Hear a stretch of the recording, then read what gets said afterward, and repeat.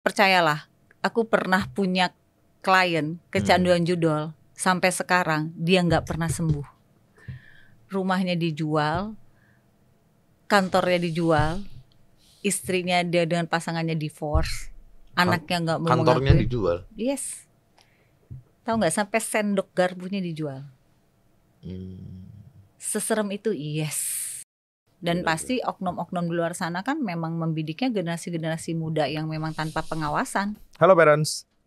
Judi online sudah sangat merajalela di beberapa negara di Asia, terutama di Indonesia. Tercatat dari sumber CNN Indonesia, di tahun 2023, uang perputaran yang terjadi untuk transaksi judi online sudah mencapai 327 triliun rupiah. 4 juta masyarakat Indonesia diantaranya adalah pelaku atau orang yang sudah menjadi korban atau berinteraksi dan beraktivitas di platform judi online tersebut.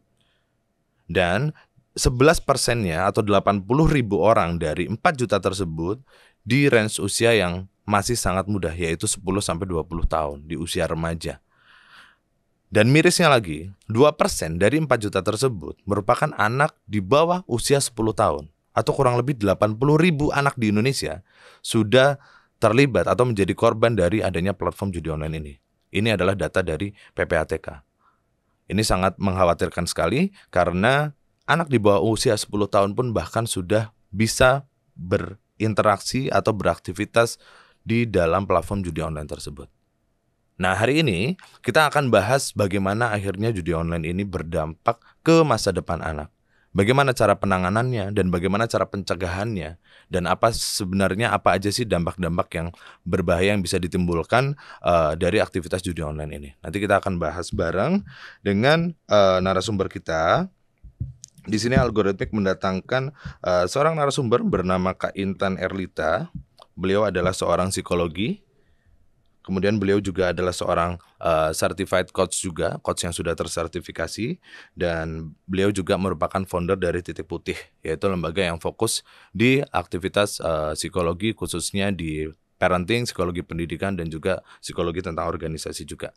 Oke, dan jangan lupa juga teman-teman parents di sini untuk bisa menonton video ini sampai akhir, karena nanti di akhir kita akan adakan giveaway untuk teman-teman atau untuk parents yang menonton video ini. Oke, kita bisa perkenalkan dulu ke narasumber kita, yaitu Kak Intan Erlita. Silakan Kak Intan Erlita. Halo Kak Iqbal. Yes. Apa kabar? Baik Kak Intan. Baik ya, senang banget bisa diundang di sini. Sekaligus tercengang dengan data tadi ya. Ternyata perputaran uangnya cukup banyak, ratusan triliun juga. Dan Betul. Ternyata walaupun persentasenya nggak besar, tapi menandakan anak-anak cukup terlibat ya dalam judi Betul. online ya. Harusnya ini concern orang tua udah harus mulai melek nih, aware ya, bahwa anak-anak salah satu penyumbang 327 triliun penyumbang itu. Dan sebagai salah satu bidikan Ya. dari pelaku bisnis judul itu sendiri ya. Target dari itu platform yang judi online itu kan. Betul. Serem ya. Serem sekali. Kalau dari kasih data baru deh. Oke. Menurut Kak Erlita gimana nih? Fenomena seperti ini, bahkan ini kan sudah sampai ke anak ya, usia di bawah 10 tahun ini kan sangat memprihatinkan sekali Kak. Gitu. Nah, menurut Kak Erlita, pandangan seorang psikologi yang fokus di kaitannya dengan pendidikan dan parenting juga. Secara umum apa sih sebenarnya yang bikin ini secara garis besar dulu aja. Kenapa kok anak-anak bisa sampai terlibat atau terjerat di aktivitas tersebut, Kak? Judul ya. Pertama kan sekarang akses internet tuh gampang banget kan. Boleh dibilang sekarang dari semua lapisan tuh kayaknya sekarang sudah mempunyai kemudahan dalam akses internet. Jadi informasi apapun mereka bisa dapetin gitu kan. Mau yang positif mau yang negatif. Salah satunya ya tentang judi online ini gitu kemudahan kan. Akses ya. Kemudahan akses. Itu seharusnya positif tapi bisa menjadi negatif gitu kan. Terus kemudian yang kedua adalah ya kita harus mengakui lah pengawasan orang tua yang sangat tipis. Kemudahan tadi itu kan membuat akhirnya anak-anak akhirnya menyerap begitu banyak informasi kan, baik positif maupun negatif. Harusnya idealnya, kalau bicara ideal ya, idealnya harusnya pendampingan orang tua harusnya lebih kuat atau orang dewasa lah ya gitu ya. Tetapi ternyata kan kita menyadari tidak sepenuhnya orang tua atau orang dewasa mendampingi dengan maksimal, sehingga ya masuk aja tuh hal-hal yang negatif tadi. Betul. Kemudian yang ketiga juga anak-anak sekarang itu kan karena tadi tuh banyaknya informasi, banyaknya ilmu pengetahuan yang masuk begitu deras, mereka tuh seperti dewasa sebelum usianya gitu. Jadi kalau boleh dibilang kalau kayak buah dikarbit ya. Jadi mereka belum bisa menyaring gitu loh, ini bagus nggak buat saya, sehingga yang muncul adalah fenomena ikut-ikutan. Kalau teman saya aja bisa, kenapa saya enggak? Ya kan. Dan yang terakhir adalah fenomena di mana mereka mau instan. Ya kan, betul, karena mereka punya wadahnya sih sekarang. Kalau dulu kita mau ngegaya, wadahnya di mana? Sekolah kita mau ngegaya ada guru galak banget tuh, nggak mungkin kan kita bergaya-gaya kan. Sekarang mereka punya wadahnya, salah satunya sosial media. Nah kalau mereka misalnya meminta sama orang tua, mungkin orang tua kan nggak akan mengizinkan. Iklan-iklannya judul atau sendiri dong, memikat banget kan. Dengan kita mengeluarkan uang sekian, maka kita akan mendapatkan sekian. Dan kayaknya caranya mudah banget dan instan. Nah anak-anak kan senang dengan kata instan kan.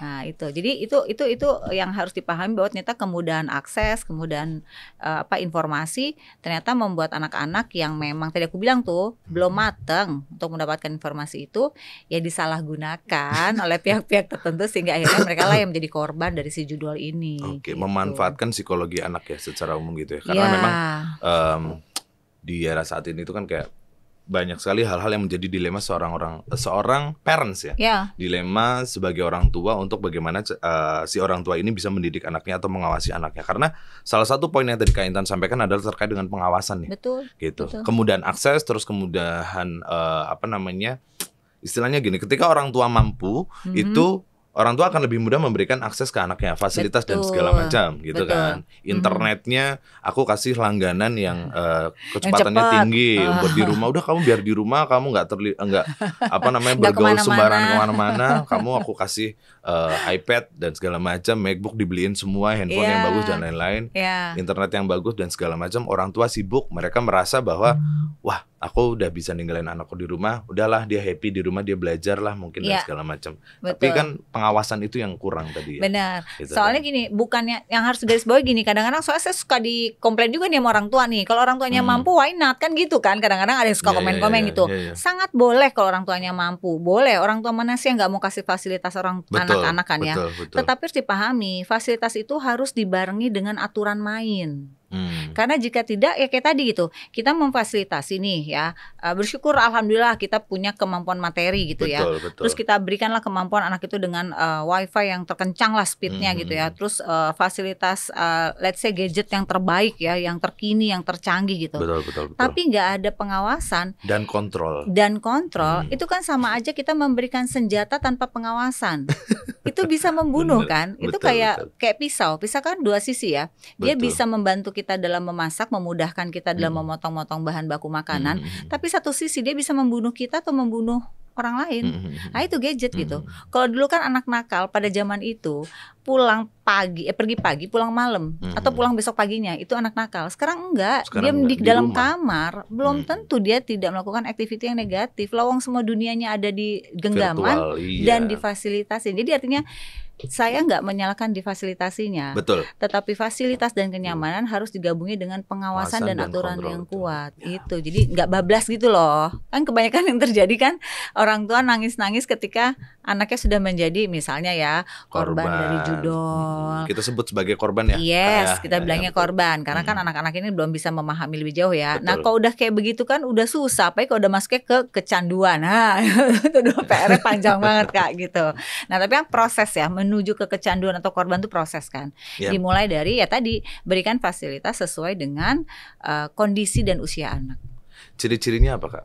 Yang istilahnya anak yang kayak udah mulai dia kecanduan, apakah ada gelagat atau mungkin hal-hal yang berbeda gitu dari yang biasa dilakukan secara mungkin cara ngobrolnya atau gestur dan segala macam, ada nggak sih ciri-ciri itu secara psikologi? Kecanduan itu kan prosesnya panjang ya Kak, sampai seseorang dinyatakan kecanduan tuh panjang.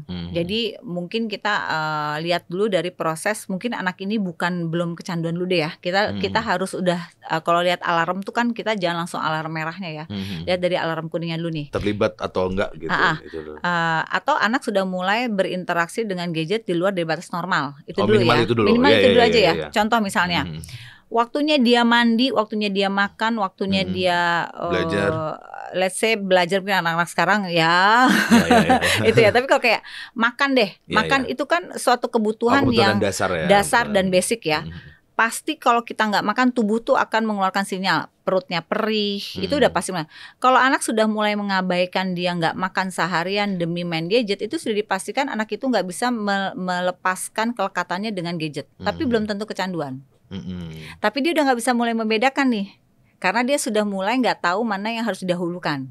Ya, prioritasnya bias. Udah bias, ya. Itu makan ya. Lalu mulai tadi prioritas yang kedua, misalnya mandi, ya. Dia udah mulai nggak mau mandi, disuruh mandi ngamuk, ya. Apalagi weekend mandi. Udah malas banget tuh ya mandi ya gitu. Pokoknya diajak tiap disuruh mandi tuh ngamuk segala macam. Berarti kelekatannya udah nggak normal. Nah baru ke belajar. Belajar udah nggak mau, ujian udah sebodoh amat segala macam. Nah ini kelekatannya udah lebih nggak wajar lagi. Jadi nilai jelek, nggak resah dan segala macam. Udah biasa, dia lebih resah ketika gadgetnya diambil. Dan yang lebih fatal lagi ketika dia sudah berani melawan orang tuanya ketika gadgetnya diambil. Kan di beberapa case yang viral, ada kan orang tua yang ambil gadgetnya sama anaknya ditusuk kan pakai pisau, gara-gara diambil gadgetnya. Nah itulah yang dinamakan akhirnya anak tidak bisa mengontrol emosi. Nah ini yang missing. Kenapa anak-anak sekarang mudah sekali emosinya itu naik dan turun, karena gadget itu tidak mengajarkan kematangan emosional kan. Itu yang gak didapatkan, itu yang missing. Kenapa anak-anak sekarang pinter tapi dia gak bisa ngontrol emosinya? Karena semakin sering anak itu bersentuhan sama gadget, dia gak terlatih bagaimana melatih hatinya, emosinya. Nah itu missingnya orang tua. Maka tadi aku bilang, kenapa anak sekarang gampang banget kena judol? Karena dia mau sesuatu yang happy dengan cara yang instan. Betul. Kematangannya nggak ada. Nah kematangan ini kan positioning orang tua. Betul. Dan kematangan apa ya istilahnya, hal-hal seperti itu kan harus didapatkan dari komunikasi yang dilakukan dua arah, betul kan Kak? Betul. Ketika anak sudah megang gadget dan segala macam, dia nonton sosial media dan pakai sosial media, nonton video dan segala macam, itu kan satu arah ya. Satu arah kan. Betul. Si gadget ini yang akan mempengaruhi atau mendominasi informasi. Informasi ini ke si penonton atau si pengguna itu kan. Betul. Beda kalau kita ngobrol kan dua arah ya. Betul. Gitu. Membrainwash kan tanpa disadari. Apalagi kan kita tahu sosial media punya algoritma. Once kita buka satu tentang informasi, maka akan keluar munculnya informasinya itu terus kan. Iya, cookiesnya kan. Yes, otomatis kan kita ke brainwash. Mau nggak mau kan itu. Nah, kita orang dewasa sudah punya tuh filter, ini benar, ini salah. Ini iklan, ini enggak. Bayangin nggak yang anak tadi tuh yang 2% tadi tuh, ya. Dia belum keluar filternya tuh. Scroll aja atau terus, ya klik aja. Iya, sekali dia scroll, 2 kali dia scroll, lama-lama cuma kasih 5.000 bisa jadi 50.000. Kan gitu dulu awalnya. 10.000 jadi 100.000 nih. Buat beli Hot Wheel nih. Kan dari hal-hal kayak gitu kan. Sesimpel itu pola pikir mereka, dan sesimpel itu juga mereka untuk jatuh ke yang namanya judul. Lubang itu ya. Oke, jadi memang kayak ada tahapannya ya. Awal kita ngeliat dulu apa istilahnya kayak hal-hal yang tadi udah bias ya, skala prioritas yang sudah mulai bias yang dilakukan sama anak, yang harusnya dia tahu bahwa makan mandi itu adalah prioritas. Terus sebagai seorang insan akademi belajar itu prioritas, tapi akhirnya prioritas tersebut kayak udah bias dan dia lebih memprioritaskan untuk aktivitas dengan gadgetnya seharian, rebahan dan segala macam.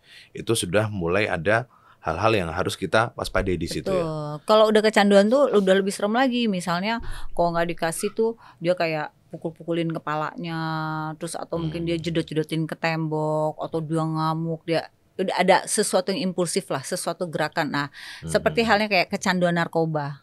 Ya kan, ketika dia nggak dapat barangnya atau obat-obatan terlarangnya, ada sesuatu gerakan dia kan untuk menahan dari kecanduan itu kan. Nah, itu kecanduan tuh seperti itu. Wow. Jadi makanya kalau kita bicara kecanduan tuh sebetulnya panjang untuk sampai ke sananya gitu. Tapi hati-hati dengan kelekatan yang terlalu dekat pun dengan gadget, itu bahaya gitu. Oke. Berarti balik lagi ke poin yang kedua tadi, pengawasan dan kontrol itu ya. Betul. Sama aturan itu ya. Betul. Itu yang memang harus diberikan. Benar-benar diberikan ya. Dari awal.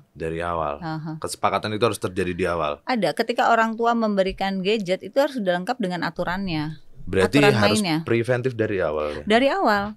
Kan soalnya sekarang kan orang tua kan ngasih gadget gini kan, Dari balita juga dikasih kan, biar makannya anteng, kasih awalnya lagu anak-anak ya kan, atau biar nonton. ya kasih nonton lah ya gitu, biar tenang, biar orang tuanya bisa ngobrolnya juga tenang gitu. Alasannya kan awalnya itu kan. Tapi tanpa disadari, alasan orang tua itu membuat anak juga jadi senang dengan gadget itu.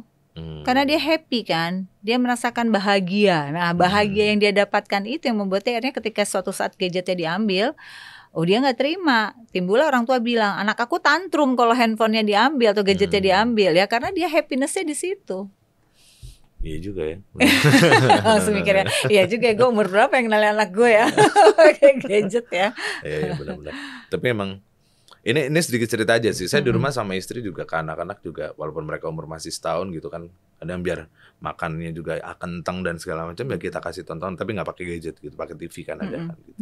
TV di rumah nyalain gitu. Teman emang alhamdulillah istriku tertib juga ya. Udah saatnya, wah ini jam udah nggak boleh nonton TV, udah matiin. Terus diajak ngobrol, mainan apa, mainin puzzle kayak apa dan segala gitu gitulah. Jadi sebenarnya bukan salahin gadgetnya ya. Gadget kan benda mati ya. Kayak hari ini kan gadget benda mati kan. Dia tidak mengganggu kita kan itu. Karena apa? Ya tahu timingnya. Jadi sebenarnya karena gadget ini juga kita ketemu kan. Yes. Positif kan. Positif sebenarnya. Yang salah itu adalah ketika kita tidak mengetahui aturannya gitu. Jadi kalau ada orang bilang gadget mengatur kita, ya kita yang membiarkan kita diatur gadget. Karena basically-nya kan dia benda mati. Oh, bagus juga tuh kalimatnya. Kita yang membiarkan kita diatur gadget. Iya kan? Iya dong.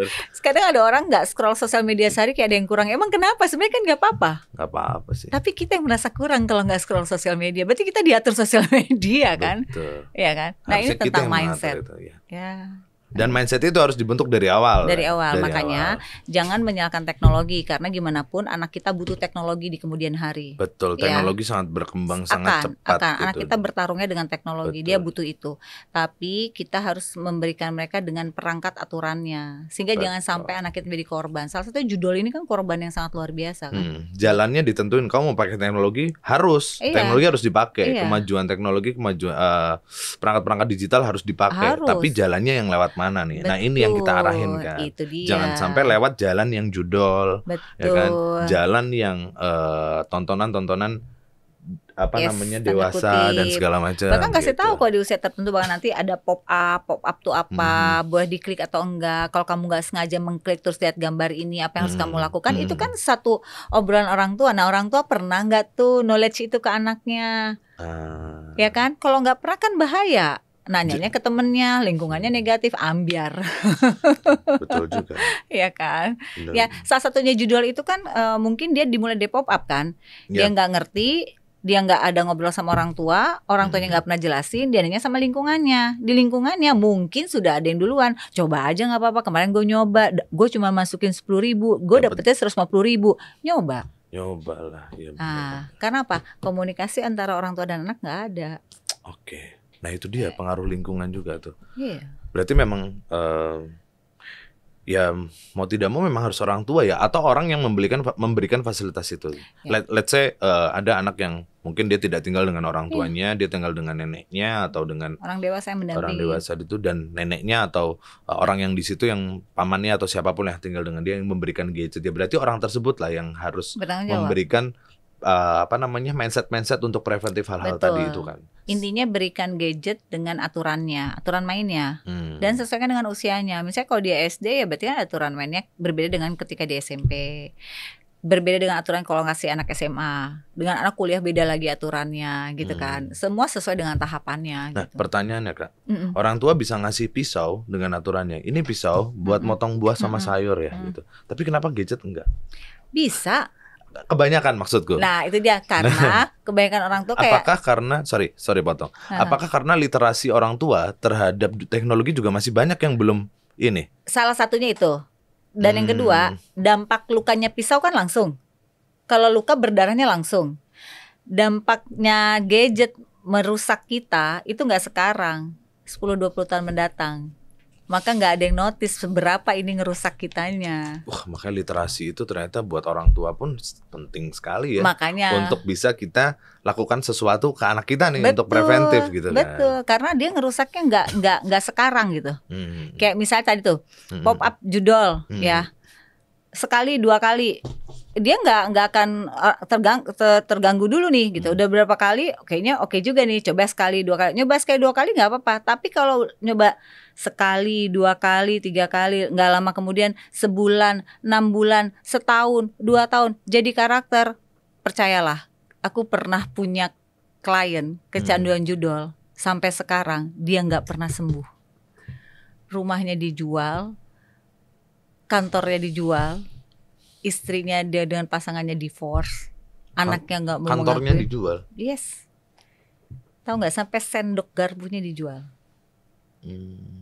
Seserem itu, yes, seserem itu.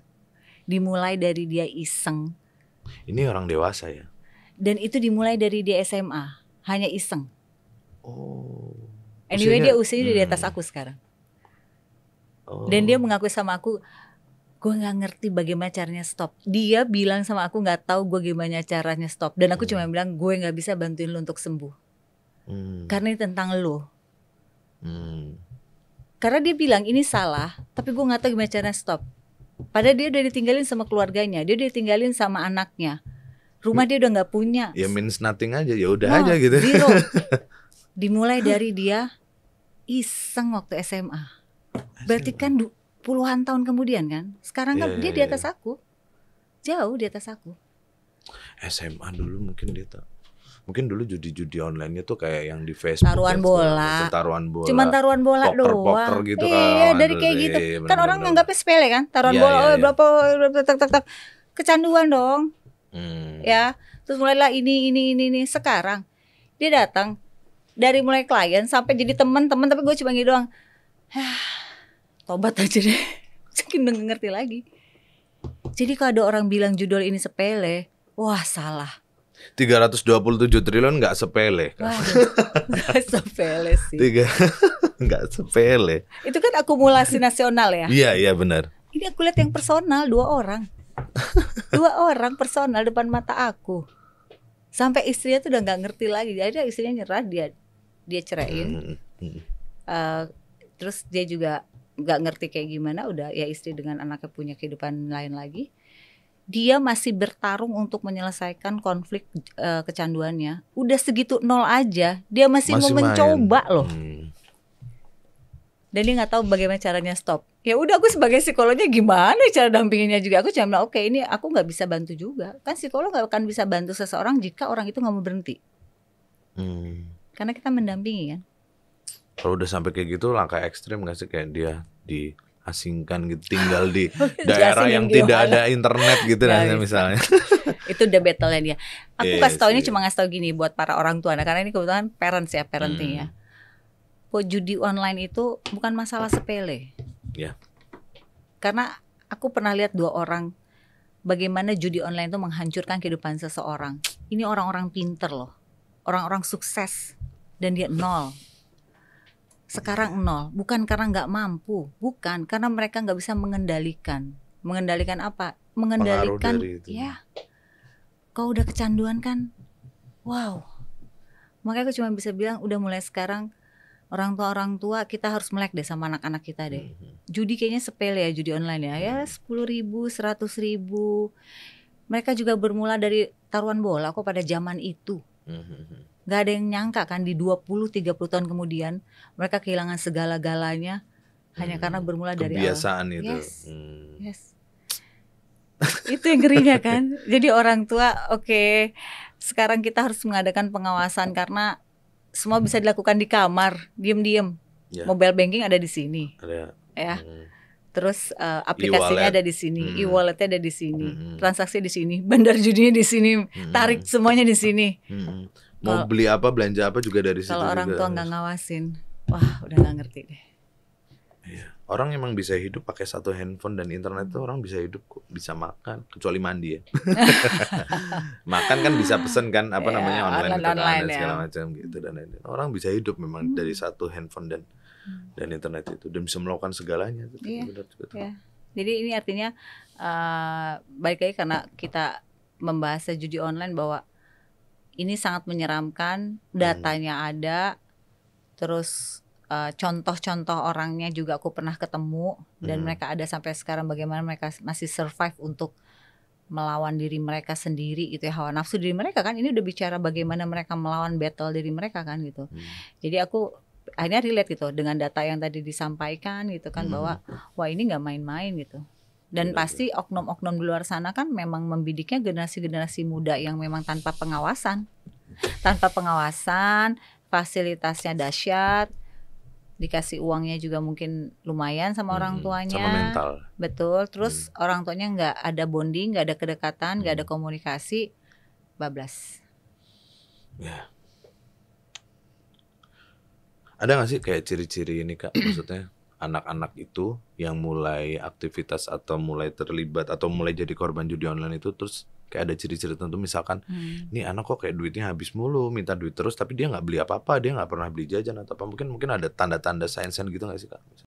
Ada di beberapa karakter orang-orang pemain judi itu glowing di sekolahnya, berprestasi, punya karir.